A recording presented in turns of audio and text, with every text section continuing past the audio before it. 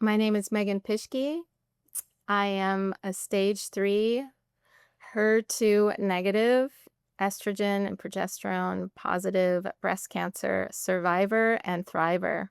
I'm a nature lover, tree hugger, a mother to 2 incredible children, a dedicated family member, and the director of marketing and wellness at Boarding for Breast Cancer. I was diagnosed, within a year of having my second child. Um, I had a lot of incredible things, in my life and on my plate. I was just transitioning out of a professional snowboarding career. I was in this incredible place, yet at the same time, I'd realized through having a premature son, through transitioning careers, through an upheaval in my family life, that I was living on cortisol. I still had to deal with all the shock and the awe and the holy shit of what I was facing, and also work really hard to stay true to myself and listen to my inner voice and my intuition and all these things that don't necessarily come into play. And, I was really challenged during that time. And so I kind of played this, I got this, I got this, I got this. But then it wasn't until like a few years later, it was like, oh my God, the letdown came. But that was just my process. So my treatment plan was surgery first. I also started with high dose vitamin C. Um, IV drips, which were every week for just about over a year. And I did a surgery first, which was a full mastectomy and lymph node dissection, which is where they found more cancer in my lymph nodes. So then my treatment on the Western medicine side was to be a rigorous 16 rounds of chemo throughout a 6 to 8 month period. And on top of that, on the integrative side, I did hyperthermia as close as I could to the chemo, and that's a targeted therapy that basically enhances your chemo in that known area of disease, which was my lymph nodes, which was my left breast. And then post chemo was 27 days of radiation.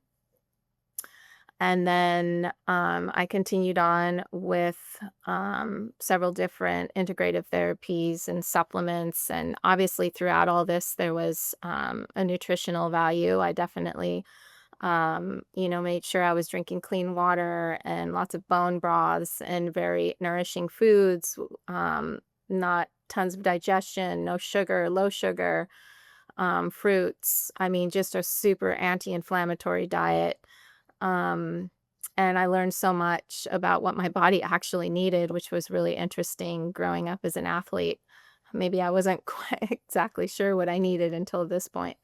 And then within all that treatment, it was making sure that I had time outside in nature. I needed fresh air. I live in a really beautiful place. So I was really lucky that before chemo, I could go paddleboarding at 6 a.m. on the ocean. Um, and obviously connecting with my 2 little children, they see the world so presently. It helped me to not freak out about the future or be sad about the past. I just was in the moment with them, and that to me was medicine. Um, and so, yeah, about 18 months of treatments, and then it was to be 10 years of tamoxifen, and I did that for just under around 18 months, and I decided with another oncologist, I'd switched doctors, that I was going to go off of it for a short time because the side effects were just too difficult. And I was off of it for 3 weeks, and I knew I would never go back to tamoxifen. So that was my personal choice. I mean, I was like, I felt numb. I really did feel numb. I know it was my experience. I know it was everything I went through. I know it was removing half the lymph nodes in my chest, but I had this physical numbness that I just couldn't shake. I didn't know what I felt. Depression, which is something I've never felt before. I felt just like kind of hostage. And so for me, it was a quality of life choice. And also, you know, wanting to be sexual, wanting to be loved, wanting to feel touched, wanting to be hugged, and all these things that I knew were just as much as important as, never looking back and having to deal with cancer again. We all think that we may not have a choice, but we actually do. And so I feel strong that I made the best choice for myself. I just had my 10-year full remission, completely cured is what they say.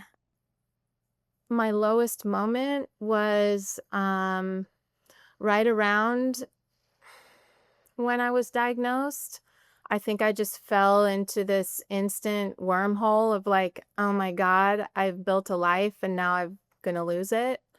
You're given statistics and numbers of where the cancer is, how big your tumors are, your survival rates, and all of these things. And, there was a really good chance that it could have gone either way.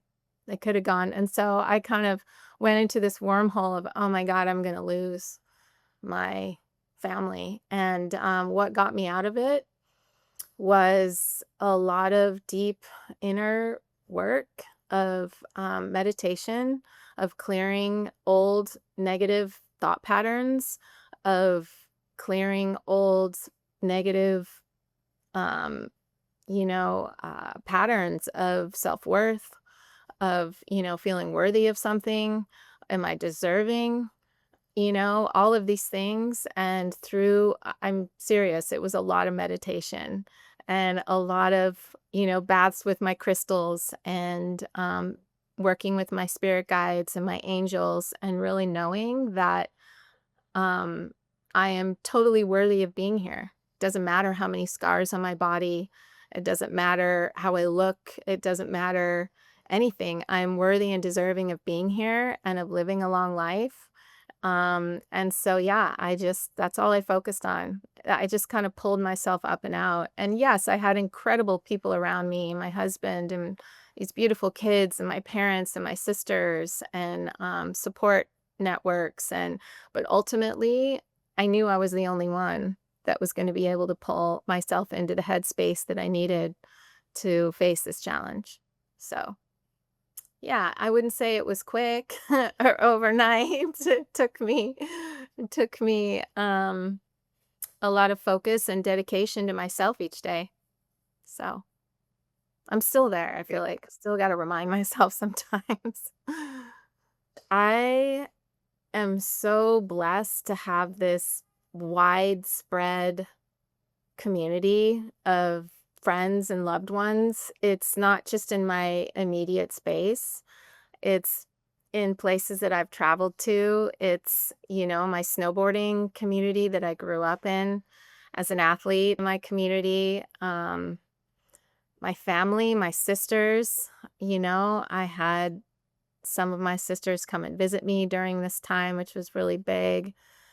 My parents are a part of that community, my stepmom, my mom, my godmother, everybody. Like, I just have this incredible human network that I know that I could not survive without. People just come together and they hold you. And then allowing myself to be held is that whole other thing, allowing to be helped.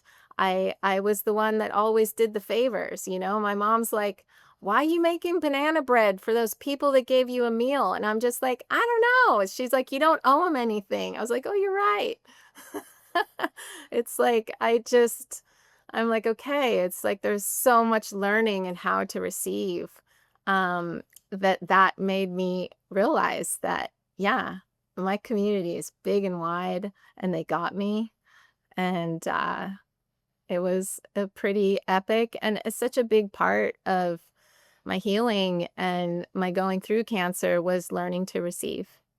And that comes from neighbors, from people I've never met, from people that put a fundraiser together for my family and I to do the integrative treatments, to just anybody who showed up, sent me, but people would stop by and they'd send me letters or gifts. And yeah, it was so powerful. I know I couldn't have done and gotten to the places that I did without my community. I don't like to give advice so much as I like to encourage people to listen to their own and to really find out what that is. Um, really get to know yourself in this process. Know you're going to make mistakes. Know that things aren't going to be how you think they are. Know that you're going to have to let go of the control and lean into the great mystery of life. um, find your faith and have faith in yourself. That's something we're all born with. We just have to remind ourselves that it exists. Um, and really just lean into what your needs are. I think everyone has this huge opportunity for self-discovery.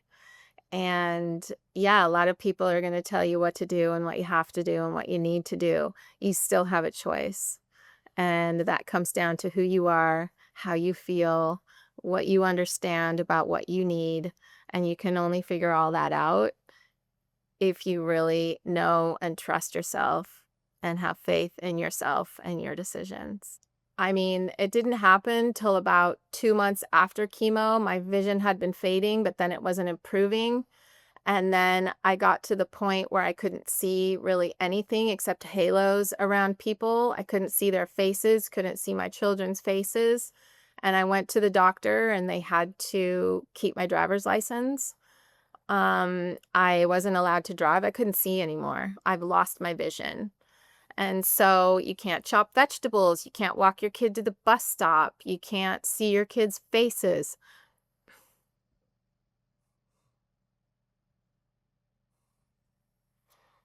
I was so pissed off. I was so pissed. Like, this isn't supposed to happen. This wasn't in the fine print of chemo. Um, it's supposed to get better. And so I felt really lost in that, and I was really angry a lot. So maybe I needed to feel it, but I had to fight not only for my eyesight because I'm on a waiting list and 90% of everyone who gets these cataracts is 70 years and older, I guess. I'm not sure. I can't throw a statistic out there. But I was on a waiting list. Meanwhile, I'm not seeing my baby's faces. I'm not watching them grow every morning. When you wake up and you're like, "Oh my God, you've grown tonight." I wasn't seeing that. And so I was just angry and I had to call every day. "Hi, it's me again. Can you slot me in? Is there cancellations?" And so I felt like I had to fight for a doctor to listen to me, how traumatic it was. I had to fight like hell. I had to fight to keep my sanity. I had to fight to keep my gratitude for this experience. I had to fight to not be angry and show my children when you're faced with a challenge, how to deal with it in that way. But I also feel like being vulnerable and being honest around my kids is a good thing too. Um, and yeah, just I had to fight. I felt like for every strand of everything during losing my sight. And then I had the first surgery and I was like, "Oh my God." It was like being born again. It literally was like being born again. And so my fighting came from not losing my shit, not losing to cancer owning me. Don't give up. Fight like hell.